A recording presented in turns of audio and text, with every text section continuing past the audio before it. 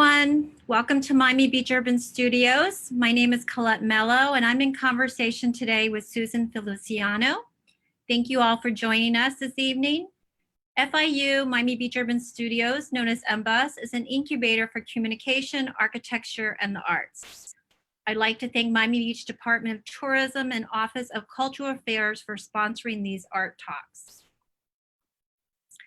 Susan Feliciano is a Miami-based interdisciplinary artist who works in painting, photography, poetry, and textiles. Her work is presented in exhibitions nationally and internationally, most recently at the Museum of Contemporary Art in North Miami and Art Hill Gallery in London. Her paintings and photographs appeared in venues throughout South Florida, including the Girls Club Fort Lauderdale and Sublime Gallery. Her artwork was part of notable exhibitions such as 9 Tropics Triad, 100 Degrees in the Shade, and Pulse Miami. She attended Florida International University, where she received a BA in psychology, a BFA in art, and an MS in art education. Susan is an adjunct professor at Florida International University's Art and Art History Department and a director of Inkimaru Studios. Hi, Susan. Thank you for joining me today. It's great to see you. Hi, Colette. Thanks for inviting me. This is wonderful. So first of all, how are you and where are you? Well, I'm well, thank you. I'm in my studio. So I have converted one of the bedrooms to my apartment into a working studio. So you have my work back in here, my supplies here, and I also use it as an office. So it's using double duty now. So was this your, all right, let's go back up a little bit. So was this your studio right when we started isolation in place, or did you have another studio, or you've always had this, so you've been working? So this evolved out of March. So this used to be a bedroom. This didn't have anything here. So, you know, as a result of COVID and having to, you know, shelter in place, this is something that was created during that time. It's very nice. I'm jealous. I always like to look at people's studios, so I feel lucky that I'm getting a sneak peek of it. Even I would love to do a face-to-face tour sometime, hopefully when we get to the other side of this pandemic. So go ahead and start sharing your screen and sharing your creative practice with us. Okay. So this slide is sort of like the crux of what I do. So on the left-hand side, you'll see pigment that is actually chalk pastel that I've crushed. And this is Selenier pastel. I bought this when I was in France many moons ago. And then I used my hand to smear it and sort of create these wonderful lush surfaces with it. But I think I'm getting a little ahead of myself. This all started once upon a time when I was taking a trip to Guatemala. In 2007, over spring break, I went to Guatemala and I saw these men creating these beautiful artworks, and they're actually called alfombras. Alfombras are carpets, and originally they were made with sand and pigment, and it evolved over time, and they using sawdust and pigment. And I leaned over and I asked if I could use, you know, some of this, and they said you could try it. So I grabbed some, and it's pure color. It's just luscious. It's gorgeous. It's radiant. And these are stencils that they created, and I went ahead and pressed them into that place, and it's layered. So this sort of process of layering colors, creating these shapes, this beautiful, radiant, vibrant color was just a feast for the eyes. And so after this trip, it left an indelible mark on me, and it also changed the way I started to work. So I started to go back to my studio, and I was pressing this powder that I had created from crushing pastels, and I was inserting it into the paper. I was pressing it with my hands, I was scraping it with spatulas, and I was creating these gorgeous blocks of color. At this time, I was, you know, Rothko was a huge influence in my work. This again? When was this, Susan? When this was between 2007 and 2008. I was creating these works. Okay. And I had amassed enough of these works that I went ahead and applied for a residency at the Art Center South Florida. So this was the body of work that I had used to get in, and I got accepted. And I was at the Art Center South Florida for 6 years. And so here I am in my studio. And I so have this to was wear a mask. yeah, I was going to say, this is before the pandemic when you were just wearing a mask because you're working with these type of sand and dusty materials. Yes, it was. It was, it was dusty materials and I had to protect my lungs. Right. So I was wearing masks in my artwork. It was part of the process. Originally, I was crushing it with stones and the stones were beautiful, so I kept them. And then I started using mortar and pestle to create these wonderful, pigments that I was able to make my own colors, make my own palettes, and experiment a lot. Of course, it started to take over the room. And so I started to work in a series format. So I would take one work and I'd do like a variation of that theme. And then I'd do another body of work, again, a variation of that theme. So I was playing around with shapes, colors, placement, composition. And on this table right here, do you see my pointer by any way? Yes. Yes. Okay, so on the table, I created these 6 little pieces. And so those are like maquettes, if you're thinking of architecture, these little sketches. And I work through my ideas small, and then I work a little bigger, and then a little bigger. At that time, I couldn't even afford frames. I was literally pinning the work with binder clips and push pins onto the wall. At that time, a collector, an art dealer, and an art designer all walked in and wanted me to do a body of work. So I used these little sketches and they selected 2. And on the right, this is straight out of Florida Design Magazine. So this designer selected 2 pieces, which I was commissioned to do for his client. And his client now has it in his home. And this designer created this beautiful spread in this magazine. So I was working for me with these drawings. And then they took on a life of their own. And they ended up in someone else's home. And now they're part of this magazine spread. So, I don't really have control over that. I just have like this little space I work from. And I'm sort of like the little, shoemaker, just hammering away, making my things here. But that's exciting that it ended up in that magazine, the design magazine. I mean, it's beautiful works. I love the color. So these are just pastels that you've crushed. Right. So the work here was the pastels that I crushed. Now here, they wanted it on linen and on oil paint. So I was able to make that crossover to create the work that they had intended for Oh, their I see. You space. had to change your medium. Exactly. So Okay. a lot of times when I'm working with clients or customers, they like the work and they want it translated into painting, or they want it translated, in this case, oil painting on linen. So I went ahead and took another trip. So Guatemala brought me the colors. Now I went on a trip to the Dominican Republic and it was amazing. The landscape, the architecture, the ocean, all of that was just amazing. And I went for a wedding. So I started to think about what's this idea of weddings and 2 people coming together and creating this unity. And so I was interested in doing that in my artwork. So each of these are 3 separate pieces. And then within each piece, there's 2. This one has a little bit more. This has 4. So I was thinking, okay, let me put 2 pieces together to create this unified whole. So now I was working with remnants. These were different pieces of other artwork that I was starting to combine together. So it started to have this, the way I was working was also answering the questions that I was posing for myself. So the process became an investigation into this concept. So this was called the Dominican Republic series, and I made many of these pieces.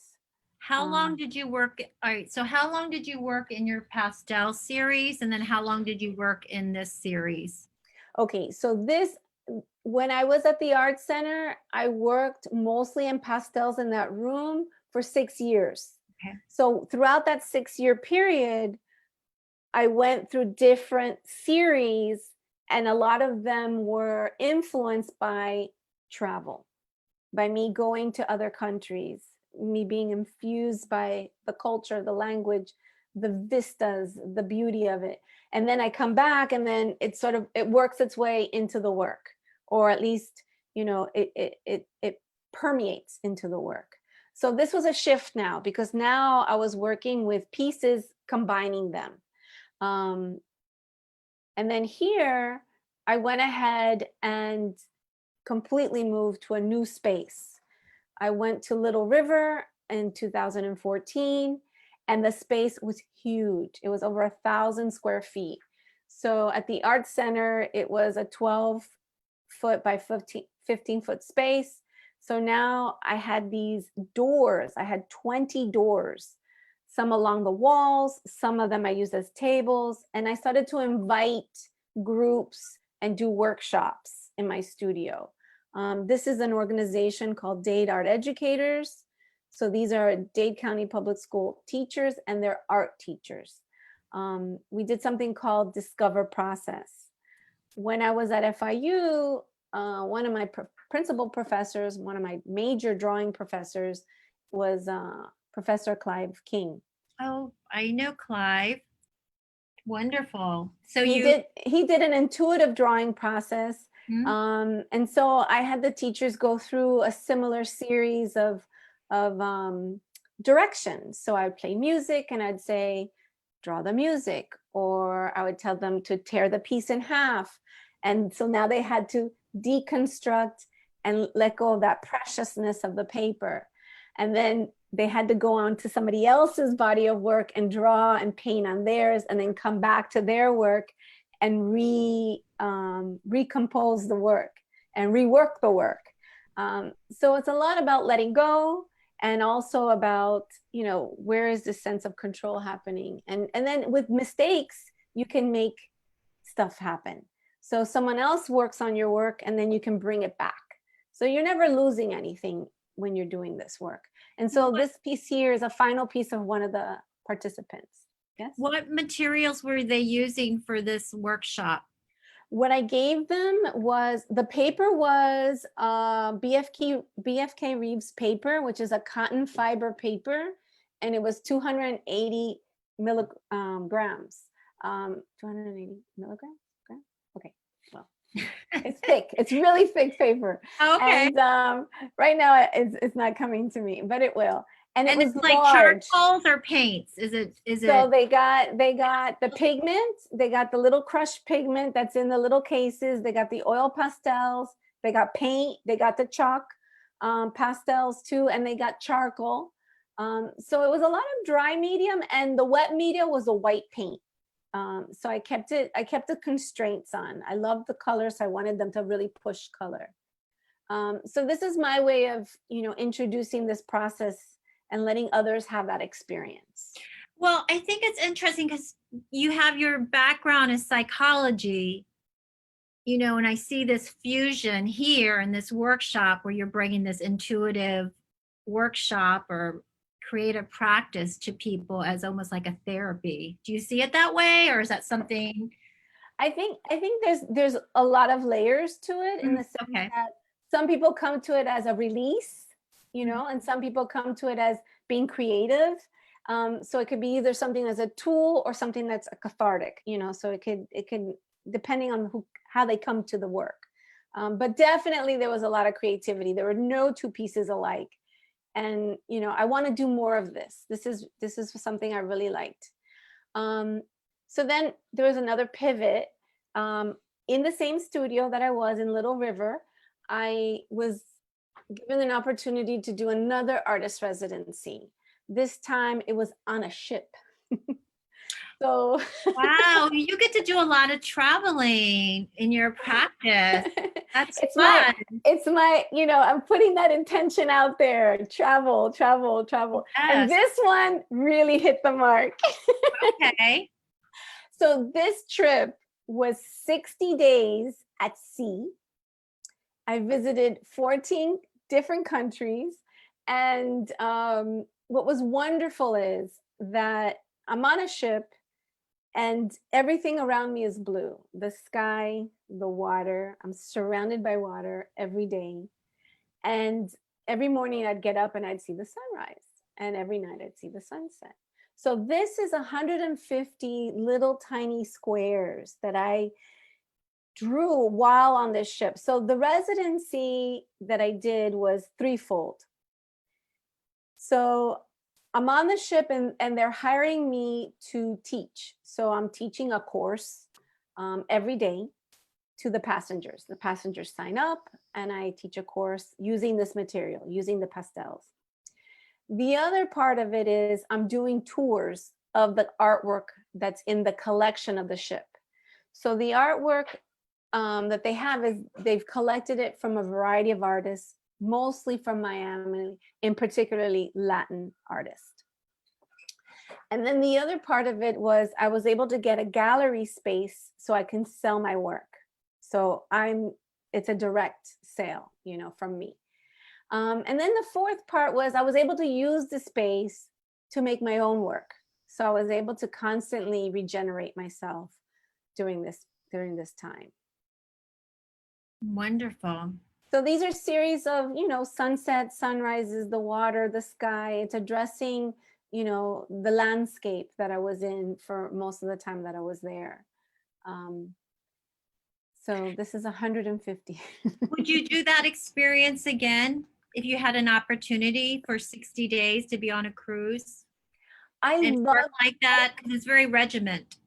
I loved it in the sense that I got to, one morning I wake up and I'm in France, I'm in Marseille.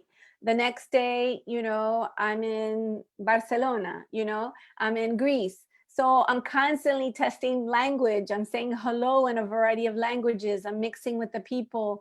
I try to get off the beaten track. I'd go to the vineyards.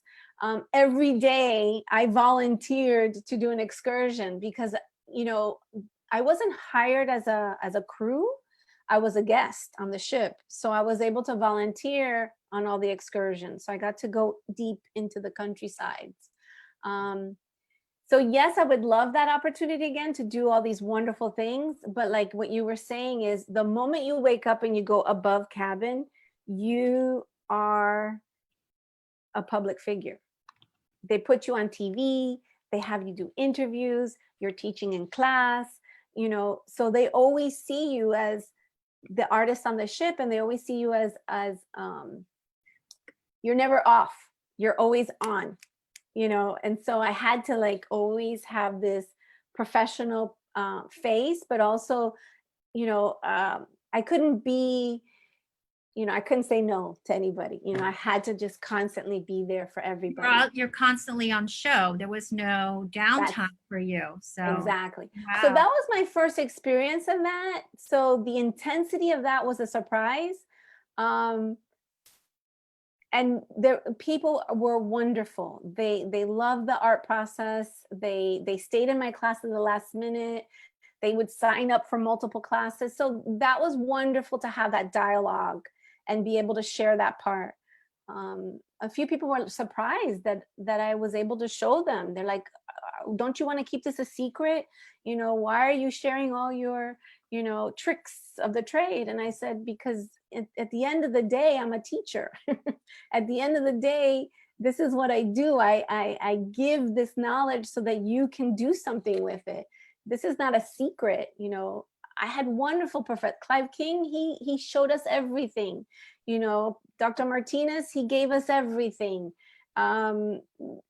Sandy Winters gave us everything. So all of my professors at FIU constantly just gave us from themselves, from their process, from their knowledge, from their experience. All of that was shared.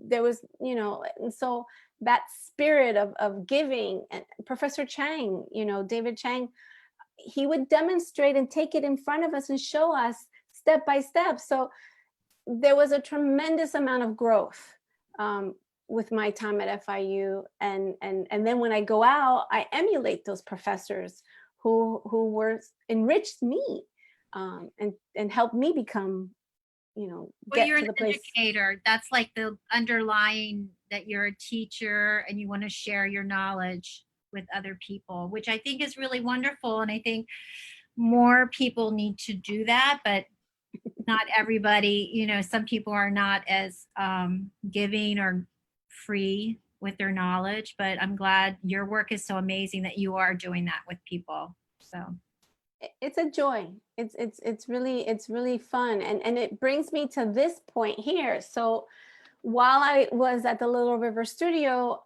David McCulley asked me to create adaptive workshops. So I was doing workshops for educators, I was doing workshops for children.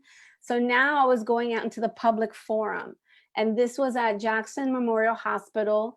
They, through Rise Up Gallery, they asked me to come out and work with their patients there. And this woman has no function of her legs and her hands. So I had to create workshops where she can actually make something, using the skills and the talent she has. She's an artist. So we took a brush with a little sponge and we wrapped a glove around it and we taped it, and she was able to insert it into her mouth. And then she was able to apply the pastel and the dry pastel. And then we helped her with the spatula. And then she guided us. Well, she guided me as to where she wanted things. So that was a very transformative experience for me, because I had to put myself in her position and create and tools. I had to modify all my tools so that they could actually use it and create something for themselves. wonderful. So that was an expansive That must be very rewarding. Yes. Yeah, they asked me to come back 3 or 4 times, and each time I created something different. So one day we did painting, pastel, we did inks, so they constantly kept me on my toes, because I had to always think outside of the box.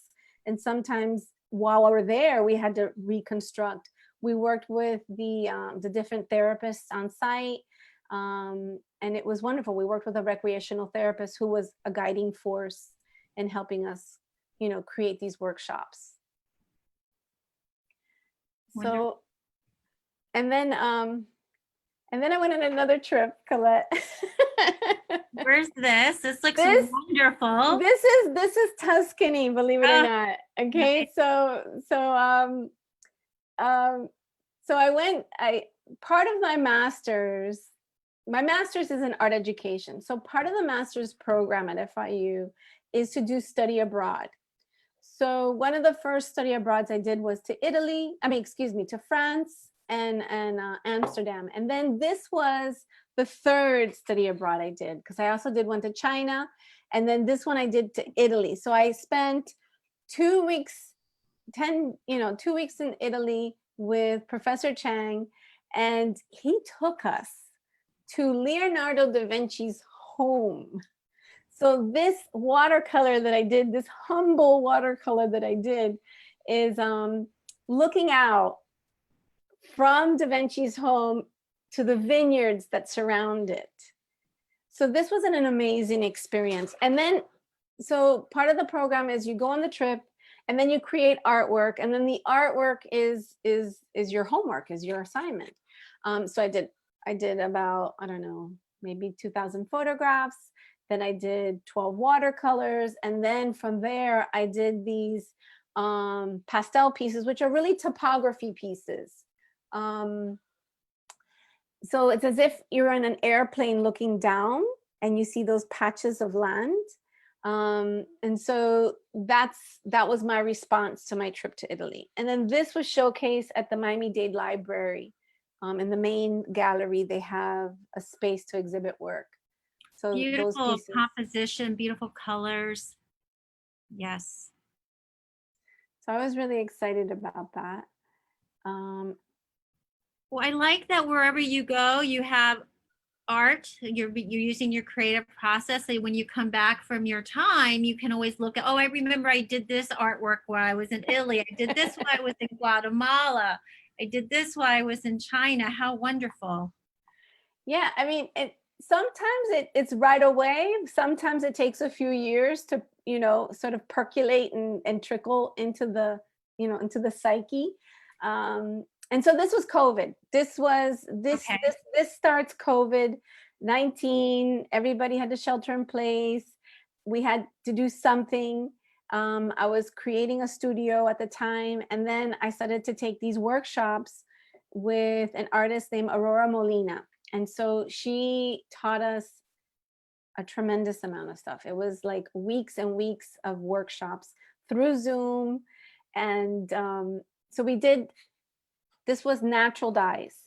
We started to use, I started to use color based on plants. So this is the black beans. So we used the black beans and we created this beautiful lavender color. Turmeric makes this great orange, sort of golden color. And then this is avocado skins and the avocado, the pits, the stones, and we created these colors. So I took t-shirts, I cut them, we dyed them, and then we went ahead and made them into these woven mandalas. And then these mandalas, I donated them to Aurora. I gave them to her. She's doing a project with the Frost Art Museum. She's doing a project with the Coral Gables Museum, and she's doing a project with the Low Art Museum. So now it's more like a collaboration with other artists, and working with them and working, to contribute to this art community. So you had never worked in this before, the dyes before? I've taken dye workshops, but I've never made my own work based on this. It was either the dyeing of the fabric in and of itself as dyeing the fabric, but now through this process, I was able to take the fabric and turn it into something else, which is a full circle moment for me, really. My mom's a seamstress, and my dad, he worked in a textile factory. So my dad would, in his company, he would dye fabric. And then my mom would take the fabric and turn it into something else. So those two forces were always a part of my life. And so now that's coming out. That's starting to permeate in the work I do. And I'm going to show you 3 more slides and then we're done. These are beautiful. I have one of our guests said they're quite beautiful and gorgeous. Thank you. Oh my And so gosh. you were working in black beans. I won't ask you what brand. You don't have to tell me. Avocado seeds. And what was the third? Turmeric. Turmeric. Beautiful Yes. color. Yes. Beautiful. Now this is my pride and joy because it works on 3 levels here. I mean, first, I've never done punch needles, so this is my first foray into embroidery. So this is the reverse side and the front side of this. Now this is, again, working with Aurora Molina. She created this project called So America Cares, and it's the immigrant children that are sort of in limbo. They're here, but they're not with their family, and they're trying to find them a place to go back to their family or to be reunited with families. And so she created these canvas pieces, which are the circular disc, and she had the faces printed on. And then she sold these as kits so people can go ahead and do embroidery. She's collecting these pieces, and then she's going to put them in this beautiful quilt, 1,000 faces. So this is my humble contribution to it. And so, okay, you said these are the front and back. Which image is the back of the middle piece here? So when you use the needle and pierce the fabric, it goes in sort of like a rug, and so it comes out one side. And then this is the front, so it looks like stitches, And so what's wonderful about this process is that you can create layers as well. So I started to layer the vines and the hair. and I was filling in the face. And in my naive attempt to fill in the face, I ran out of color. So I created this circular disc and I said, this is really not working out. So I envisioned it to be a bird. So I went ahead and created a It bird worked image, beautifully. so that was an oops moment that created this. And so this is really, besides working with the dye, really, I know you said your mom and your dad worked with fabrics and textiles, but you really had not until recently, until we went into shelter in place mode, you started working with dyes and fabric. Interesting. Yeah, Wonderful. yeah, Beautiful yeah. colors. And so these are just regular floss, though. These aren't dyes that you made with the floss. Right, exactly. This wasn't something I did. This was Right, something I purchased. And right. then this is more, this piece is called A Conversation on Canvas, and this is part of a bigger show. This is part of 40 women pulling on the strings of social discourse. And it's on display at the Camp Gallery. And these are flags now, and these flags are commemorating the 100-year anniversary of the women's right to vote in the United States. Different countries had different timelines, but 100 years ago, we got the right to vote. And so this is when I'm starting to use the turmeric for the yellow, because the flag, the American suffragists use gold, yellow, and purple, and I use grapes. So I had a batch of the dark grapes. I boiled them down. I dyed the fabric. So that's where you get that nice lavender color. These drawings I did of my students. So whenever I teach, portraiture, I have them do these contour lines. And so I go ahead and do an I do, we do, me do, we, you do. So I'll do it, and then we'll do it together, and then they do it. So I had all these sketches. So I'm starting to use all the faces of the young ladies that I teach, and they're being stitched into history now. They're the future for our history. Ah, that's so wonderful. I love that. I have a question from one of our guests. She says you're so diverse, solid, and consistent. Now in 2020, what is your favorite medium to work in?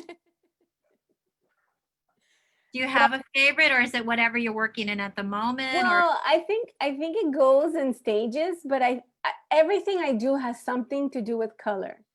So as long as I'm exploring color, like, with the pastels, I was crushing it, and then I was layering it, and then I was scraping it, and now I'm, impregnating the fabric with it.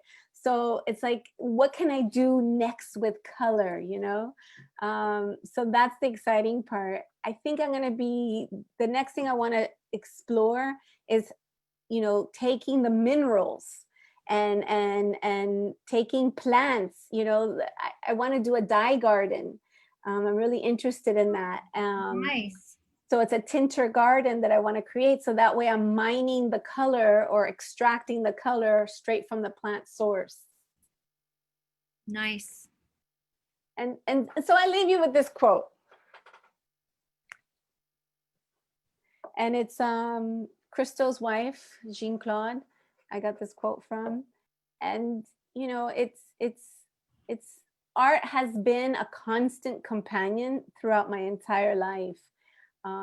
So it's more than just, my identity or profession or the way I make a living. It's how I breathe. It's air to me, Well, that's a great quote. And I see that in your practice, that it's your life. It's not just a very compartment of your life that you go to work and you 9 to 5 and then you go home. Yeah, I see that this is just the way you live your life. And I know you worked with project art. Do you want to talk about that? I don't think you mentioned that in your presentation. Is it project art? Yes, yes. So project art is a social practice, and it's also students come to the class, and artists and residents work with them. So they hired artists in residence from Miami to work with children who are in underserved populations, and they receive free art classes. And we do artwork based on a socially engaged theme. And so one of the themes I'm going to be working with them on is this idea of community and this idea of individualism. So, it's they're part of this community, so there's a responsibility to take care of each other. And then at the same time, being an artist and having your own voice and having your own vision, you have this identity that you want to assert. So how do you reconcile the two? And art is a wonderful way to explore both and be able to weave those two together, so you're never at odds with one another, but also interdependent, and having this vision that we can take care of each other and take care of ourselves. That sounds like a really good lesson right now. Living through what we're living, that we seem to, some of us don't seem to understand that we are a community and we all need to be helping each other and protecting each other by wearing masks. So to have, as someone who works in fibers, have you made masks during the pandemic? Funny you should ask. Yes, I've made a few masks and I've given them out to a couple friends, and it's a wonderful way to take care of each other. There was a time where I was just making, I had like 20 or 30 masks and I was sending them out, and Oh, that's I great. felt like with that gesture I was able to contribute and do something. This idea of being helpless is not something I'm comfortable with. I found as well that I was, and I'm not much of a sewer, but I was making masks, and it was a way for me to have a little bit of control over the situation. It wasn't a lot, but it was and I found it was a very meditative practice for me. It really took my mind off what was going on. I had to concentrate on that little task that was very important, actually, by giving it to your friends and family, keeping them safe. So, yeah. Definitely. So we're going to open this up for questions. If anyone has a question, please go ahead and put it through the chat. But in your practice, do you have, of everything that you do, what would you say is your least favorite of your processes that you work in, that you have to do something? And is it, wrapping it up? How do you know when a work is finished? I know it's really I think it's about keeping things clean. When I was working with the pastels, there was a lot of the least part of that is when I'm scraping the pastel off, there's a lot of stuff left over. So there was a lot of times I would throw it away and I felt so badly throwing it away. So I started to save it in jars. So I couldn't use it in the manner that I had originally used it because it was mixed with other things. But now I have little jars of used pastel, and I'm thinking, okay, one day I'm going to do something with that. Something's going to come up. So it's just, everything has its time, and I just have to wait for that to happen. Do you in your studio, it looks like you have a lot of things that you work with. Do you save everything?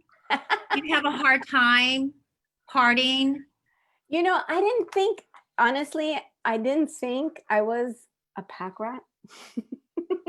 But I don't think artists are pack rats. You're going to use it in something, right? You're going to make. I'm so clean and neat and organized. And then over the years, it's like, okay, how much more stuff am I going to keep? But I think it's also about taking it and making it into something and then sending it out.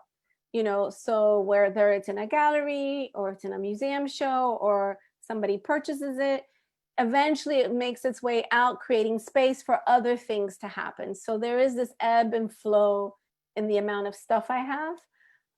So that's the sanity in all this. I have one of our guests is saying reduce, reuse, recycle. Thank you from the planet, which is true, especially during this time that we're living when our environment is not happy with us. I mean, we see it in, California with the fires. We see the hurricanes that are coming through, they're like two hurricanes are colliding. I mean, and then of course, this pandemic they're saying is, could be because of climate change, that we're invading the lands for animals, so it's good that you do that. Are you going back into your work? You just shared another image. I just, with this piece here, the flag project, the idea is to make 4 of them, and so that they can tell a story. So it's the work is now starting to take on, originally the work was inner, sort of like my inward, my inner feelings, my inner thoughts, my inner ideas. But now the work has shifted, and it's now taking it outside of myself and saying, okay, what's going on in the world? What's happening around me? How can this work be more about that kind of a conversation? So it's no longer about me. It's more about we and us and how we can make a difference. I have another. Would you consider doing a Zoom lesson with those who'd be interested or miles away? Why have you not started a YouTube channel? That's a good question. I don't know. Because you're busy? You've been keeping pretty busy though, from what I can tell, right? I mean, you've been working in a lot of art projects, it seems like, since COVID started. You've been pretty, what's your average day look like? I mean, I teach, and I spend, so there's a balancing act between giving, to my students so that they're set up well, and then replenishing for myself, and then giving to the artwork so it can have legs and have something to say. So it's a constant, take from here, give over there, take from here, put it over there. So right now I'm working on the flag project, and I'm getting back to learning how to sew and how to stitch, and it's a different process. So there's a learning curve. This work, I was really afraid to show it because it's in its infancy. It's sort of like, my baby still, and so I see all the mistakes. But again, I'm just letting it. I'm allowing myself to create a series out of it. So with each one, I can improve, and each one, I can take it to another level, or say something different, or try a new technique. Well, I really love these because, and this is the fiber has been dyed with, is this dyed fiber that you dyed yourself? Right. Exactly. Is it the turmeric? So this is the turmeric and the grape. And so I guess what I want to do is, if I can create a garden and I can have all my colors there, then I can start experimenting with different palettes and different saturations of color. And now the work is moving towards a more sustainable way of using art materials. So there's this, being more conscious and aware of, where does the art supplies come from? How does it impact the artists and their health? How does it impact as far as waste? The garment industry and their use of water. So all of these things are starting to come up in the work, and these questions are starting to percolate. And so that sometimes runs the course of what gets done or how it gets done. So, that's the conversation that's taking place now. Wonderful. Well, it's really wonderful to have met you through Zoom. We hadn't met before, so we got to know each other through Zoom. Do you mind stop sharing your screen? Sure. I was going to see if I can get everybody to say, we're running out of time, but I wanted to see if I could get everyone to say hi to you. We'll take them off mute for a second. And then everyone, we have put up a survey that we would like you to fill out if you have a moment. It helps us with our grants. And then also I'm going to go ahead and see how take everyone off of unmute. And if you would all like to just say hi to Susan and give her a virtual applause. And then take everyone, let's see if everybody comes off. Hi, Susan. Hi, Professor. Miss you. Good night. Hi, Susan. Oh my God. Hi, Michelle. Hi, Melanie. Hi. Hi, Susan. Hello. I see my mom.